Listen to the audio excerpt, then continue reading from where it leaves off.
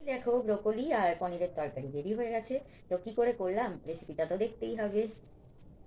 Good morning everyone, কেমন আছো তোমরা? আমিও ভালো আছি। আর দেখো চলে এসেছি রান্নাঘরে। আর আজকে দেখো কি রান্না করব। ব্রোকলি, এটা আমার ভীষণ প্রিয়, খুব পছন্দ। এই যে দেখো, কিনে এনে আর দুদিন রয়ে গেছে, তো ভাবছিলাম বোধহয় এর কালারটা খারাপ হয়ে গেছে। কি ভালো লাগে না, দেখো গ্রিন একদম, খুব সুন্দর।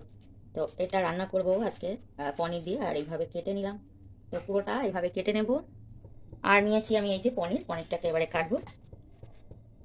তো ফ্রিজে রেখে একটু শক্ত হয়ে গেছে পনিরটা, এইভাবে কেটে নেব ছোট ছোট করে।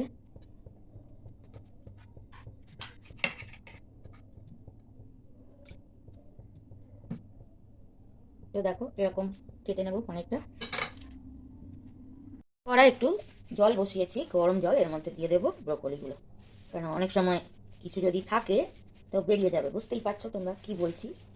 তো হালকা একটু গরম জলে দিয়ে দিলাম, একটু নাড়িয়ে আর তুলে নেব। খুব বেশি কিন্তু এটা ভাপাবো না। তো দিয়ে দিলাম সবগুলো। তো আমি তুলে নেব একে একে, একটা ছানটা দিয়ে একটু নাড়িয়ে, যদি কিছু থাকে তো ওগুলো বেরিয়ে যাবে। দেখো জলে দিতে কালারটা তো আরো সুন্দর লাগছে। এরকম। তো তোমাদের আর একটা কথা বলে দিই, যদি তোমরা চাও এরকমই কালারটা রাখবে গ্রিন পুরো, তাহলে এটাকে তুলে আবার একটু বরফ জলে ডুবিয়ে দাও। তো তাহলে কিন্তু এই যে গ্রিন কালারটা একদম নষ্ট হবে না, এরকমই থাকবে। তো আমি আর বরফ জলে দিচ্ছি না, তোমাদেরকে বলে দিলাম, তোমরা যদি চাও তো করতে পারো। তো এইভাবে আমি সবগুলো তুলে নেব, পনিরগুলোকে ভেজে নেব। গ্যাসটা একটু কম করে দিলাম।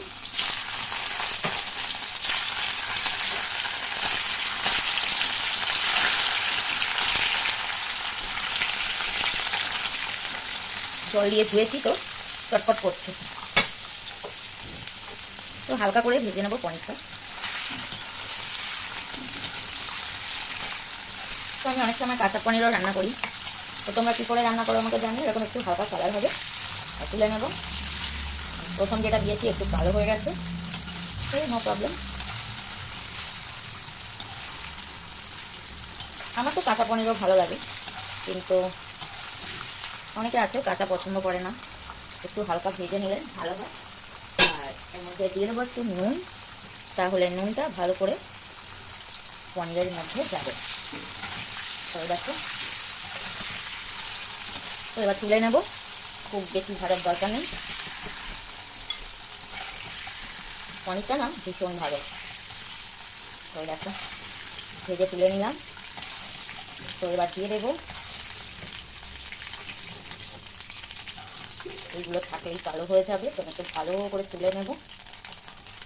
তো কিছু করার নেই, এই তেলেই আমি রান্নাটা করব। তো দিয়ে দিচ্ছি একটু টমেটো, একটু পেঁয়াজ কুচি। তো এবার দিয়ে দেবো আরও একটু নুন। তো এটা একটু ভেজে নেবো আগে। আর এখানে দেখো মশলা বাটা হয়ে গেছে, অল্প আদা রসুন আর পেঁয়াজ। তো এটা আগে আমি ভেজে নেব একটু, পেঁয়াজটা লাল করে। আর আমার কিছু মশলা লাগবে, দেখো ধনে গুঁড়ো, জিরে গুঁড়ো, হলুদ, লঙ্কা গুঁড়ো, কাশ্মীরি লঙ্কা গুঁড়ো।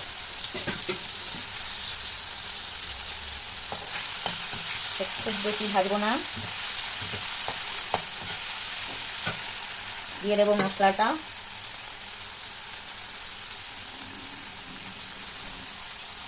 একটা সাইডে। তো এই দেখো মশলা প্রায় কষা হয়ে গেছে, দিয়ে দেবো এই মশলাগুলো সব একবারে দিয়ে দিলাম। তো এবার একটু হালকা করে নাড়িয়ে দেবো, গ্যাসটা আরও একটু কম করে দিলাম।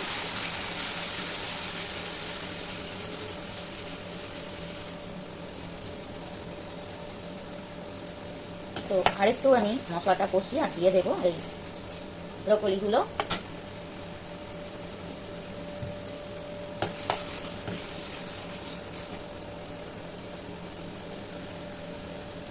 মশলার গন্ধ আর নেই, কাঁচা গন্ধ চলে গেছে।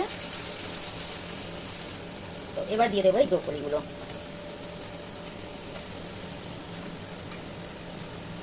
দেখো ব্রকলিটা মশলার সাথে একটু নাড়িয়ে নিয়েছি। এবার দিয়ে দেবো অল্প জল।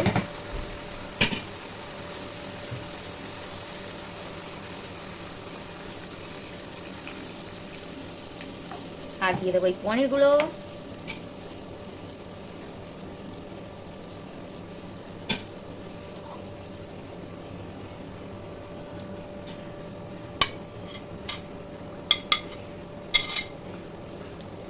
হালকা করে একটু নাড়িয়ে দেবো, পনিরগুলো যাতে ভেঙে না যায়। আর দিয়ে দেবো একটু গরম মশলা, একটু গরম মশলা দিয়ে দেবো উপর থেকে। তো এটা কিন্তু মাখামাখাই হবে, বেশি ঝোল হবে না। তো আমি একটু গ্যাসটা কমিয়ে আর একটু চাপা দিয়ে দেবো আর হালকা করে একটু নাড়িয়ে দেবো। তো এই দেখো ব্রোকলি আর পনিরের তরকারি কিন্তু রেডি হয়ে এসছে। তো এই যে ব্রোকলিটা, এটা কিন্তু খুব বেশি সিদ্ধ হয়ে গেলে ভালো লাগে না, একটু শক্ত শক্ত থাকলে ভালো লাগে। আর তুমি যদি এটা চাপা দিয়ে রান্না করো, কালারটা কিন্তু অনেকটাই চেঞ্জ হয়ে যায়। তো আমাদের কি হয়, সবজিটা আমরা পুরো সিদ্ধ করে তবে খাই, এতে কিন্তু সবই সবজির গুণাগুণ নষ্ট হয়ে যায়। তো যে কোনো সবজি দেখবে, সন্দীপ কাপুরের রেসিপি দেখবে, সবজি কিন্তু একটু মানে কাঁচা কাঁচা একটু শক্ত শক্ত রাখে, তবেই কিন্তু সবজির গুণাগুণটা ভালো থাকে। তো এই যে এটাকে এবার আমি নামিয়ে দেবো, রেডি হয়ে গেছে। তো দেখো কেমন হচ্ছে দেখতে।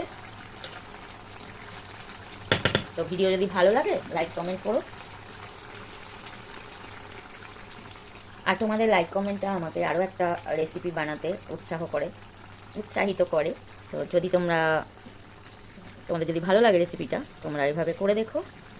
আর ভিডিওটা সবাই দেখো প্লিজ। এই দেখো রেডি হয়ে গেছে পনিরের তরকারি। আর এখানে আছে গরম গরম রুটি, এটা কিন্তু পরোটা নয়, ময়দার রুটি, দেখো কত সফট। তো এই রুটিটার সাথে কিন্তু দারুণ লাগবে এই পনির আর ব্রোকলির তরকারি। তো তোমরা বানিয়ে ফেলো আমার মতো।